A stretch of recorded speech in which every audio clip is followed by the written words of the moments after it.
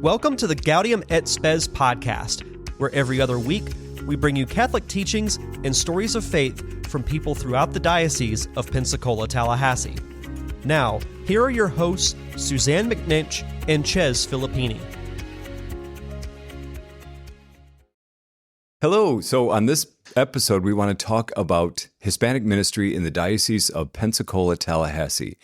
And this is timely, and it's good because people say, well, what is that? You know, they have no idea what kind of ministry that is and what do we do? And so I want to introduce that ministry to you, and more importantly, I want to introduce the Director of Hispanic Ministry for the Diocese of Pensacola-Tallahassee, Deacon Santiago Molina. So good to have you. Yeah, it's great to have you. It's great to be here. And I think so. As we talk about Hispanic ministry, before that even, do you mind if we just kind of introduce yourself? How did you get here? Sure. I'd love to hear that story. I don't know how long we have. Thank you for having me first, Bishop, and thank you for this opportunity to talk a little bit about this ministry, which is so important, right? Yeah. But I'm originally from Buenos Aires, Argentina. And but I came to the States when I was 21. I'd been here as a youth with my family for a couple of years. But and by here, do you mean Florida or California? California. Okay, thank you. I lived in San Francisco for a couple of years, and then came back to go to school after my father's example. He had done the same thing. He went to California to go to school. And that's where I met my wife and my future wife at the time. And then we married and lived in Tampa for about almost 3 years, and then decided to move to Tallahassee. And in that process, I got back into the church. I had been away a little bit from the church. And in the process of marriage preparation, the priest that was actually helping us, Father Pat Rebel, if you're listening, he introduced me to the concept of the diaconate, and that's where that vocation began to blossom. And so we moved to Tallahassee in 1990, and went to the Co-Cathedral of St. Thomas More in Tallahassee, and where we met Father Tugwell, now Monsignor Tugwell. And he was the one that prompted me to apply for the diaconate. And then slowly but surely, somebody discovered after I was ordained that I spoke Spanish. and that put me into Hispanic ministry. Right. So, yes. Wow. Okay. Great. Thank you. I learned a few things there. I thought I knew those details, but I didn't know all of them. And you teach as well, correct? You're a professor at the... I have been. I just retired June 30th. That's why you're smiling. So that's yes. On June 30th, and I was a professor of anatomy and physiology at Tallahassee, now State College. But I also taught at high school. Great. Okay. As well. So... That's fantastic. Well, you're a great gift to our diocese, our local church, not just because of Hispanic ministry, but as a deacon and just as a faithful person. So it's just great. And my introduction to you was, I'm so grateful that you were here because, my Spanish is good. It's not perfect. And so when I hear that there's someone who is native, well, you're more native Portuguese speaker, no? Or no. No. Argentina Spanish. But you do speak? I do speak a little Portuguese because I'm sorry. We lived in Brazil for 4 years. Okay, that's why I was thinking that. Yeah. But no, all right, so fine. But nonetheless, just to know there's a native Spanish speaker here who's a deacon who can preach or who can help. That was really a great comfort to me, especially, at the beginning of my ministry here. And even now, it's just so good to be with you for many liturgies and functions, not just in Tallahassee, but now because of your role in Pensacola or Fort Walton Beach or wherever, our ministry takes us. So thank you for that. That's great. And then can you say something? Now, we've talked about the diaconate before, but can you say just something about that? How has that been? Well, it's been an incredible blessing and a journey that, with, I would say, enormous amounts of moments of grace and filled with also challenges as well. And I barely mentioned my wife, Lori, and my daughter, Claire, in the introduction, but they have been a big part of that and in supporting me. even though my wife is not Catholic. And so she's been very much supporting me from the background and allowing me to serve. And it's been an incredible blessing and a good way to also encounter that difference in views that allow me to also think very clearly, or more clearly, I should say, about my own thoughts and vocation and my even my own theology in this process. So and how it aligns with our faith in the Catholic Church, and so I've served in exclusively English-speaking parishes, the Co-Cathedral of St. Thomas More, but I've also been able to serve at St. Thomas the Apostle in Quincy, at St. Eugene in Tallahassee, and St. Margaret in Monticello, as well as obviously peppering that with visits in different places and occasions, which have given me an incredibly rich,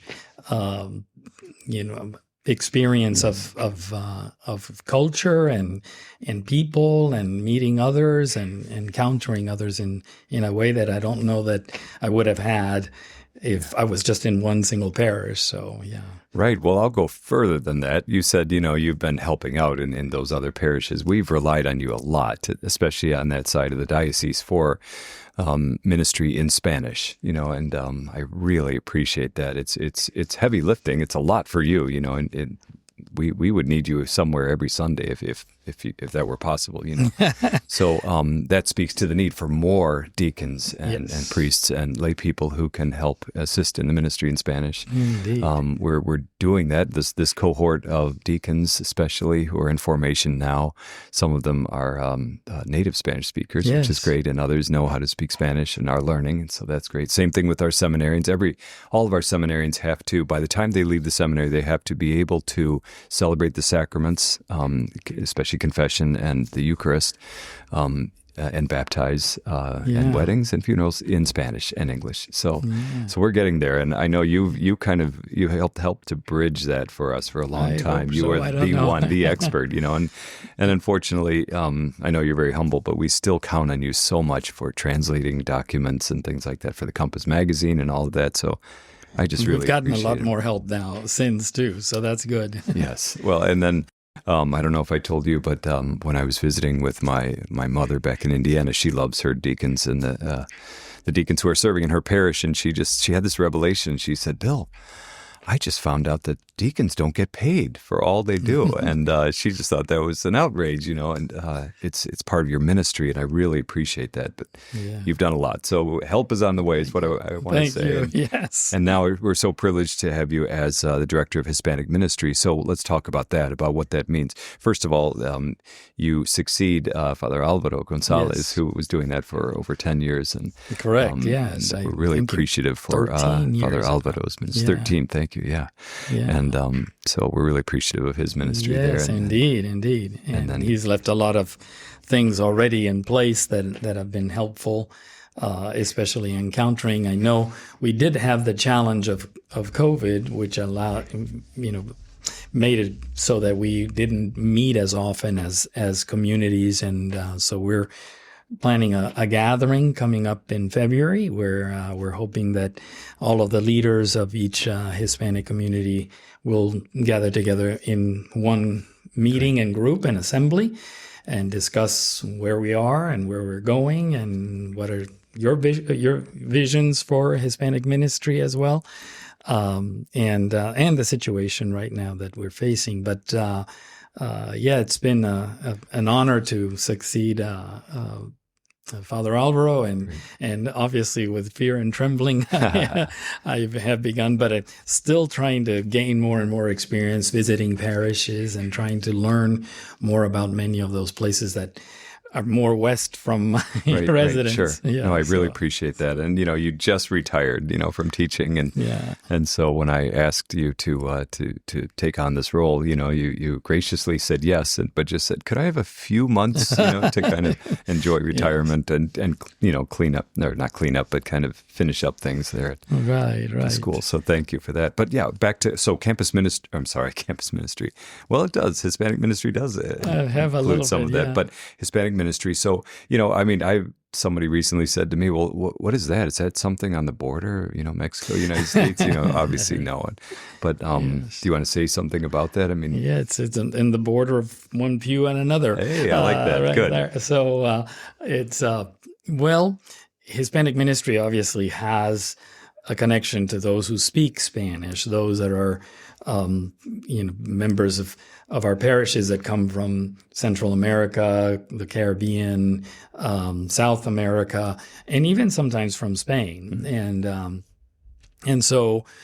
many of them who are, particularly the adults, more Spanish speakers than English speakers, who bring their own devotions, bring their own very rich traditions, and that obviously are seeking to maintain their faith and maintain their traditions as best as they possibly can, which obviously presents a challenge in terms of integrating that as well with the portion of each parish that is English speaking. And so Hispanic ministry is focusing on trying to meet the needs and at the same time allow for quite a bit of integration. We know that the younger Hispanics pretty much speak English, and so catechesis occurs mostly, not always, but mostly in English. And then also the celebrations like the Our Lady of Guadalupe celebration, that enriches all of our communities as we allow that ministry to in some ways get everybody involved. Yeah. So absolutely. And I like how you said that it both kind of, we want to address their needs, devotions, but also to bring that into the parish, some of their cultures and their devotions as well into our wider parish community. And that's important because some people have said, well, I don't get it. I mean, why don't they just learn to speak English? Why do we have to have two masses in some parishes, Right. And I understand that we're Catholic and we want to be universal and all of that, but you just explained it well. I think it's the first generations of folks who come maybe, from another country who do not speak English at all, really struggle with it, but they're still so faithful, so devotional. They want to celebrate their faith. And, I had to learn even as a young priest, it's just so unfair just to say, well, sorry, we don't have anything for you. Good luck. Because, the truth is they're going to find it. They're going to pray somewhere else. And they may go to another Protestant church who will welcome them. Indeed, yeah. And we're growing, and we're proud of the growth here in this diocese and in our country. And a lot of it is because of our immigrants and those who come from other lands. Amen. But of course, the goal is, yes, to integrate. And that is not just to help people who don't speak English to learn so that they can do everything we're doing, but to learn back and forth. Yes. It has been an amazing experienced in those parishes that do have a mix of English and Spanish, and sometimes even other languages and cultures, to integrate and appreciate each other and have the sharing of their cultural experiences and festivals and so forth that allow the other individuals to first learn something new that enriches their lives. And says, I didn't know that you did that. Right. Wow, that's amazing. Yeah. Some devotions, for example, and some practices. We have the rosca. Have you heard of the rosca, Bishop? I know. No, this is a wonderful experience. It's a kind of like a bread that is in the shape of a cylinder or an O, and then in the middle they bake it and they put little tiny babies. Yes. And so you cut that, and this is done on Epiphany, on the Feast of the Epiphany. But whoever gets the little baby actually has to, on the 2nd of February, come and cook tacos or anything that they want to cook for another celebration at the Feast of the Presentation, right. Which is a beautiful way of connecting liturgy, connecting devotions, faith, and at the same time a practice that is fun, that is, and so you see the people that never did this and cutting, and will I get the little baby? Right. Yeah. So. And that corresponds to the king cake, right? That they're going to have in Mobile and Mardi Gras, for Mardi Gras, know. And notice I didn't say New Orleans because it really started in Mobile. I understand Mardi Gras, but anyway, New Orleans, Mobile, and here, and along the Gulf Coast, people know what king cake is. It's kind of similar, but I like that. What you're saying is more, it's tied into the Three Kings and then bringing the community together by having another gathering. Yes. So I love that. You mentioned different cultures coming together, and I'm thinking I can think of many of our parishes in that regard, but especially St. Eugene, which is the chapel at Florida A&M University, and I know you help out there all the time. And that is just fantastic because you have Florida A&M. For those who don't know, Florida A&MU is historically one of the historical Black and communities, and how do you say it? FBCU. Black College University. HBCU. Nabbit, historically Black. Correct. Catholic universities. It's one of those. We're very proud of it. And so it's been traditionally African American, and the liturgies there, a little more gospel choir and everything. And that now, though, it seems that there's there are more Hispanics moving there, more Spanish-only speaking folks who are there. So you have an African American choir, but also Africans there from Ghana and Kenya. Ghana, Zambia, that's right. Tanzania, there's from Uganda. And the liturgy is Nigeria. Fantastic. It's not that they said, okay, we're going to have just the Zambian liturgy on this day and the Spanish-speaking one this, but it all comes together on Sunday, and I love it. It does. And even, for example, our Guadalupana there has become a multicultural, with both choirs mixing English, Spanish, Swahili in the hymns and the singing, and it's really a wonderful thing. So yes, I love to go there for that reason. And I don't know if you were sitting next to me, but it was during one of these great masses, these liturgies, and it was the offertory, and so the singing was going. It was just really, everyone was singing, participating, even clapping along. And I turned to, I know Father Pascal, maybe you as well, and I just said, this is why I love being a priest. Yes, I do remember that. It's a great liturgy. But it's not just at St. Eugene, it's all over, and I really appreciate that. Appreciate that we have that diversity and that ability to kind of weave together different cultures. The same faith, of course, there's only one faith, one Lord, one baptism, but it's it's different cultures coming together. Yes. That's great. So what do you see as the greatest need in our diocese in regards to Hispanic ministry? The current greatest need is the accompaniment that is needed with those that are here and that are in fear of going places because of the situation with their immigration status. Accompanying them, being there for them, providing any help, particularly for those who are left behind if someone is deported or detained for a period of time, and support with food, support with prayer, support with any other ways that we can. But besides that, very urgent, we also are in great need of formation, continued catechesis in general, further deepening of faith in many areas where sometimes the faith becomes a series of acts as opposed to an internal, also more profound, trying to seek out why is it that I believe, what is it that is making me really a follower of Christ, and in some cases that might be the case. Marriage preparation, all of those areas. What is the theology of sacraments in general? Those are areas that need to be addressed. Besides, obviously, the physical, material needs that are present, because many unfortunately have means that are lacking. So. And we have another great example. Not that I just want to name different parishes, but I'm proud of all of them. But St. Dominic does that fairly well. Yes. Really well. I think they do formation. And it shows that if you have people who are able to, teach in Spanish, help to form do formation classes in Spanish, like Father Fernando now, Yes. and some other people on the staff there.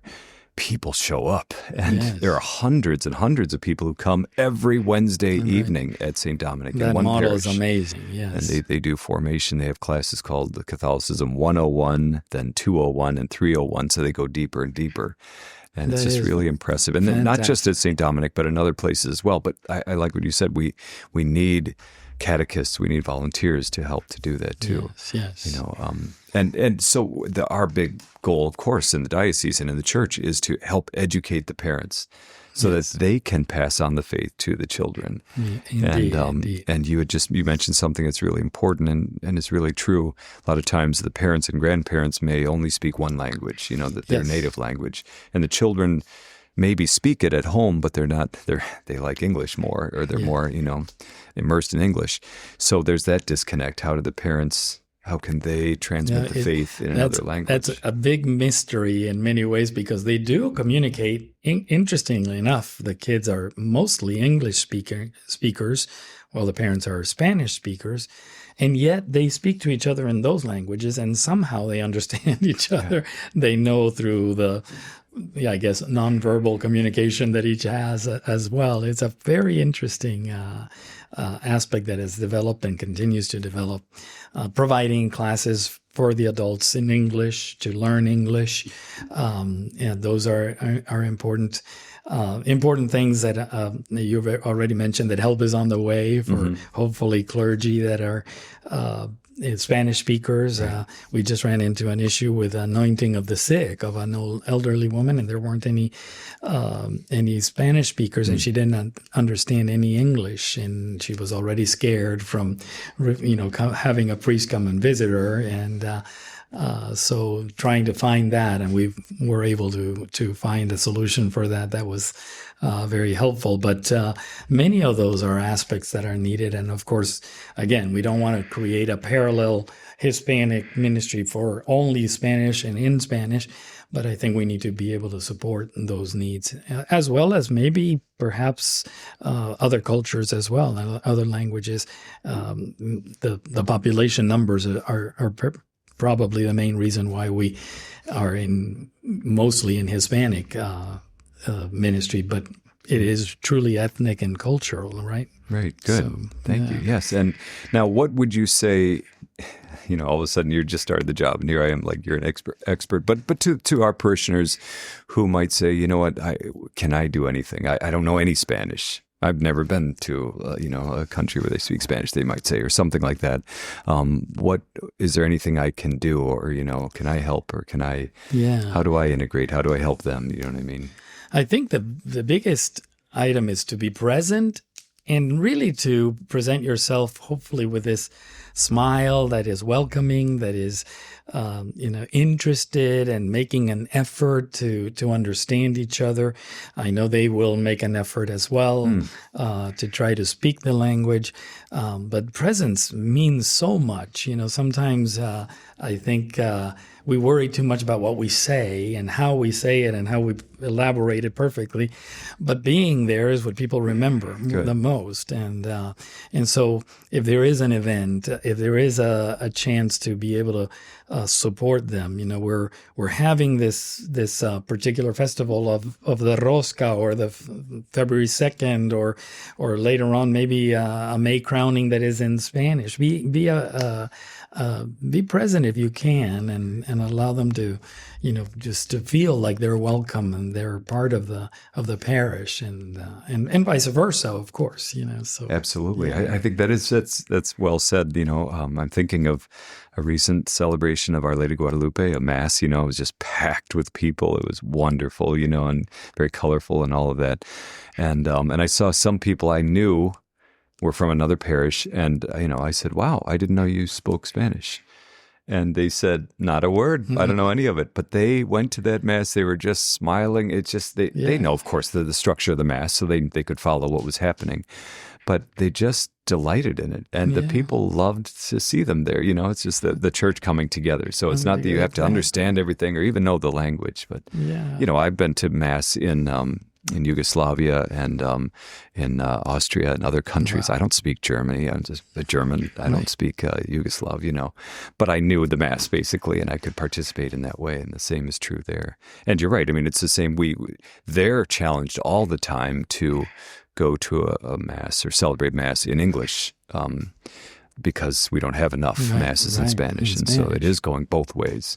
Yes, but I think that's just really neat. That's a great way to kind of integrate and do anything. Yeah, if you ever wonder what language we'll speak in heaven, and what celebrations we'll have, Yes.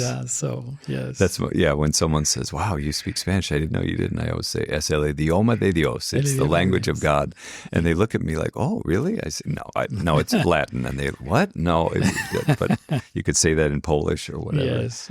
But it does, and also I think you probably agree, I'm sure, is maybe just even to learn a few words or just to say buenos dias. A lot of us know that, or just good morning, or hola, hello, adios. I mean, even something like that, you think, oh, that's nothing, but it goes a long way. And I say that, I'll tell you, because this happened to me. I was at another parish here, and I saw an elderly lady sitting by herself at a reception after Mass, and she just kind of looked a little lonely. So I just sat down and I started just talking on and on in English, about it's great that you're here and thanks. And I'm the bishop and all of this. And she's just looking nervously for somebody else. And, and so I said, what's the matter?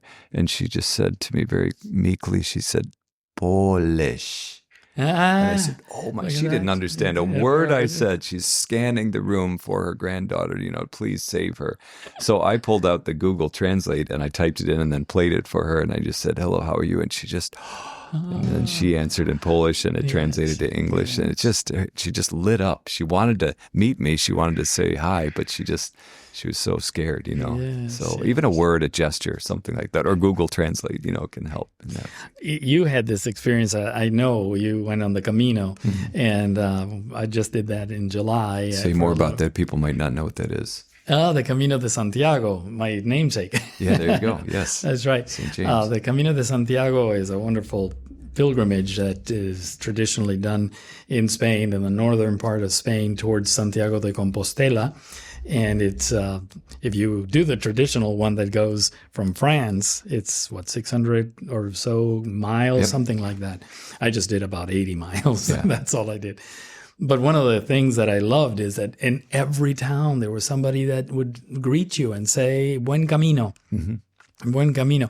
Isn't that I think, a wonderful, almost like a summary of what we should say to each other all the time. We're all in this pilgrimage anyway, so Buen Camino. Buen Camino means good journey, or good journey, something like that. You're have right. a good walk, So it's and I love it, and that's the presence of them, regardless of whether you were Spanish from Spain or Argentina or English. There were French, Italian speakers that were, we met along the way, and they were all very, very impressed with the people around just greeting you. It's kind of like what we should be doing in our parishes always, are you having a buen camino? Right? Good. I like that. Yeah. Well, that's good. And I think when we talk about Hispanic ministry, or when people bring that up with me, they just assume that it's, just a few parishes. That's where we do Hispanic ministry, maybe like we're saying St. Eugene and St. Santo Tomas and Quincy and some other places. But really, it's a ministry for the whole diocese, right? Yes. In every part of the diocese, Destin and Perry and here at Pensacola, Tallahassee. Yeah. Right.